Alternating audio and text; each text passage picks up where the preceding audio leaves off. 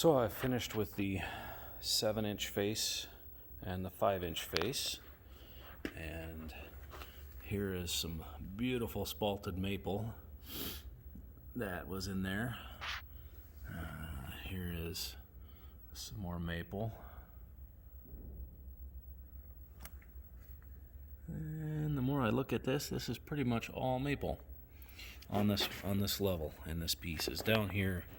This big 7-inch one right here, that one I know is a beech, or just beech. But you can see the back outs in the bottom. I stack them all face up so that way the guys can see them when they pull them out. So what I'm doing is I've got to run this one, which is now going to be the 3-inch finished face. So I'm going to show you. I change my feed wheels quite often, the feed wheels being these metal wheels, to keep the pressure as wide as possible on the material. So I'm looking at my number here. I'm currently, my width is 4.867, and to run to my 3-inch I gotta have 2.867. So as I crank this, you can see here, there's the cutter head, there's the feed wheels. I'm looking directly down on it. So as I crank this in to 2.867,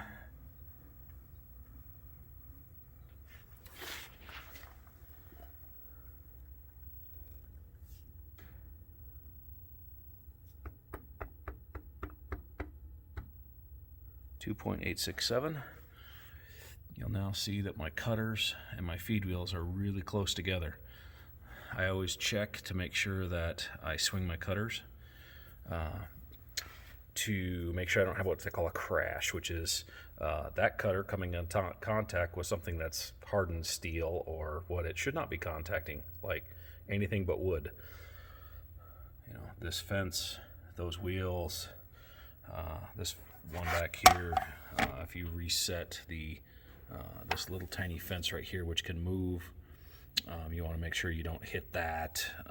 There's all sorts of stuff on this, but I just changed that dimension from a 5-inch face to a 3-inch face.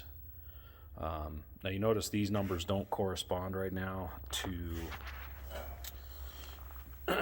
a width. Well, they do because of a difference in the diameter of that cutter head. So if I was doing an S4S, a surfaced 4 sides, I would use a different cutter head. And here's the cutter head.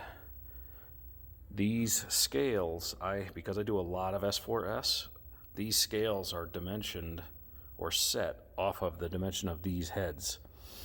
So if I was to run a piece at 2.867 with this head, that's how wide that piece would be. So these counters have been set for that cutter head set, and I've just got some dimension markings. So here you can see I'm doing flooring.